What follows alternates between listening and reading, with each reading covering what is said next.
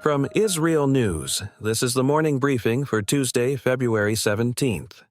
Iran's Revolutionary Guard is conducting a live-fire exercise in the Strait of Hormuz today, with a partial closure of the waterway described as a safety measure for shipping traffic.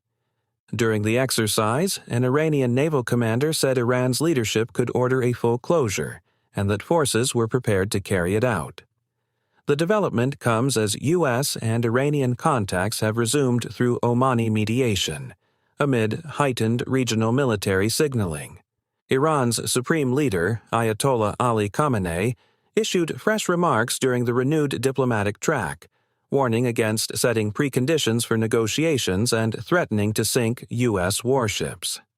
Iran's foreign ministry spokesman said messages are being exchanged through Oman, and Iranian officials told Reuters that sanctions relief is central to any diplomacy, with Tehran saying it will not accept what it calls unrealistic demands.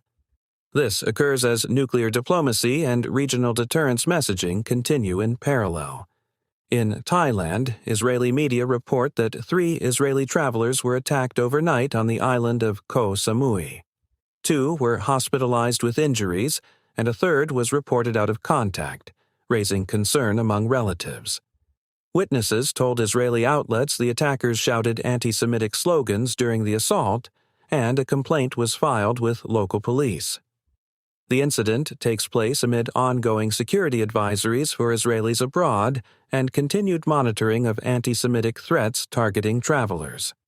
In Israel's political arena, former Prime Minister Naftali Bennett said he will not join a government led by Prime Minister Benjamin Netanyahu.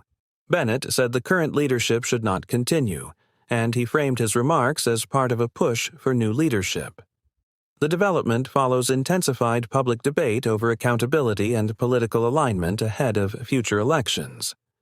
In Belgium, the foreign minister summoned the U.S. ambassador after the envoy publicly accused Belgium of antisemitism in connection with a legal case involving 3 Mohuls in Antwerp. Belgian officials rejected the allegation and said the ambassador's comments and personal attacks breached diplomatic norms.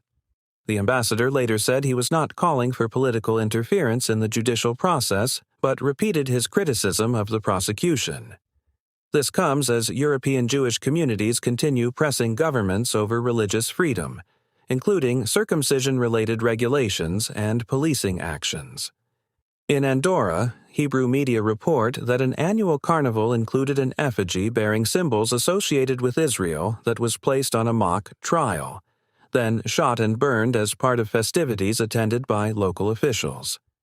Community members told Israeli outlets this was the first time Israel-related imagery appeared in the tradition, and members of Andorra's small Jewish community reported the incident to authorities. The incident takes place during pre-Lent carnival season across parts of Europe, when some events include symbolic burnings and, at times, controversial imagery. In Australia, Reuters reports the government says it will not assist in repatriating families of Islamic State fighters held in a detention camp in northern Syria, and warned that anyone who returns could face prosecution. The report says a group of Australian women and children was released from detention and moved toward travel arrangements before being returned to the camp for what officials described as technical reasons.